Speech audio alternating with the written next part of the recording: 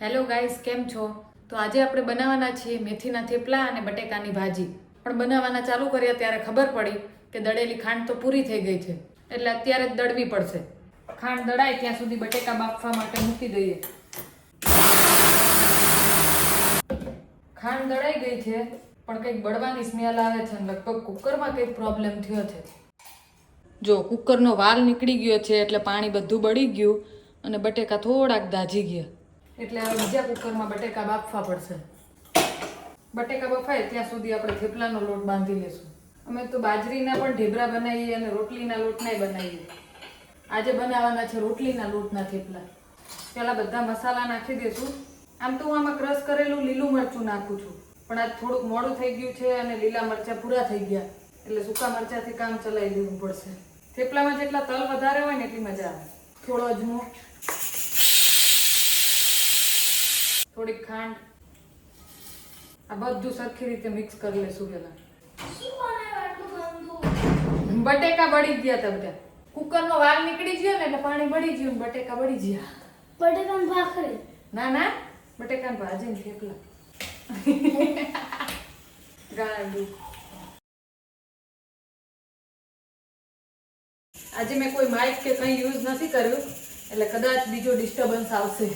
હવે વિચારું છું કે આ ચેનલને હું પ્રોફેશનલ વ્લોગ માટે જ યુઝ કરીશ.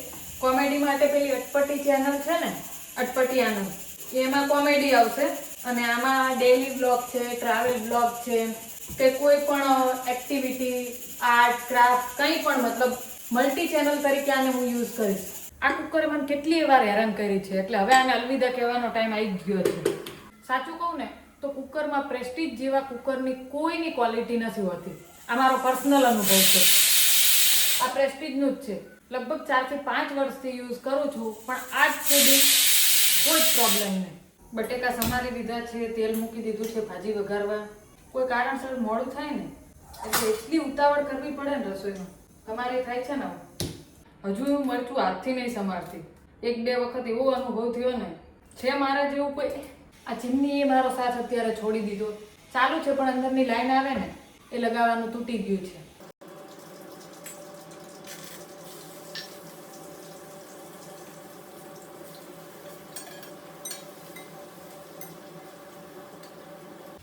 ભાજી ખટાશ ગળપણ વાળી જ મજા આવે, એટલે આમાં દળેલી ખાંડ અને લીંબુ નાખી દીધું.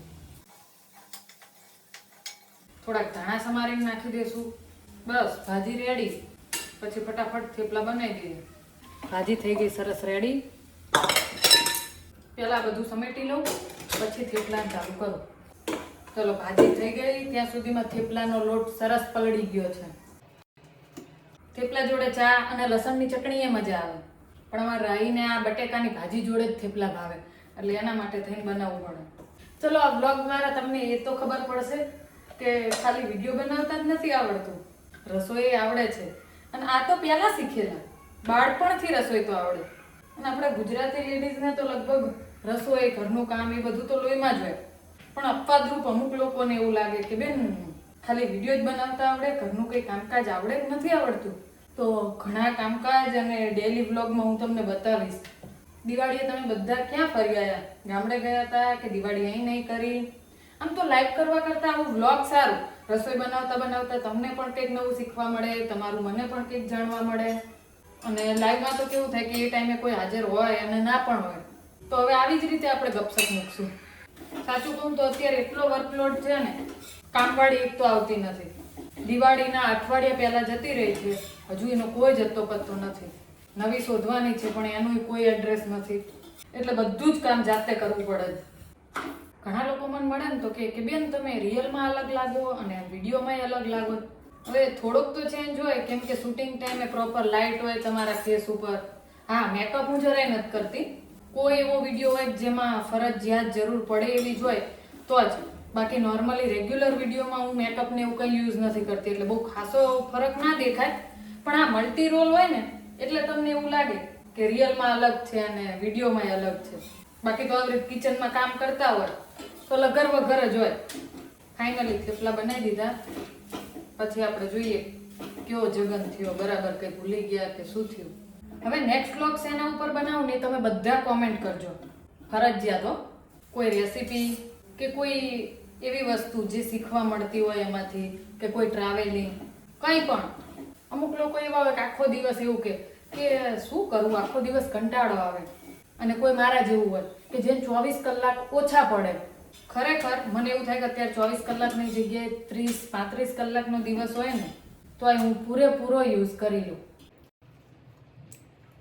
બન્યું છે તો બરાબર, પણ તમારી જોડે વાતોમાં એક વસ્તુ હું ભૂલી ગઈ. શું ભૂલી ગઈ ને તમે કોમેન્ટ કરજો. સાચું કહું તો હું 6:30-7 વાગે જમી જ લઉં. ક્યારેક કોઈ રીઝન હોય તો અલગ વસ્તુ છે, બાકી 7 થી 7:30 મેક્સિમમ. 8 વાગ્યા પછી નહીં. ગમે તેવી ભૂખ લાગે ને તોય નહીં. એક્સરસાઇઝ ને એવું તો રેગ્યુલર ના થાય, પણ આ બધું તો કરી શકાય. તમને જોઈને ખાવાની ઈચ્છા થઈ ને, 2-3 થેપલા મોકલાવું મારા વાલા. આ વ્લોગ કેવો લાગ્યો કોમેન્ટમાં જરૂરથી કહેજો. મળીએ નેક્સ્ટ વ્લોગમાં. Bye bye.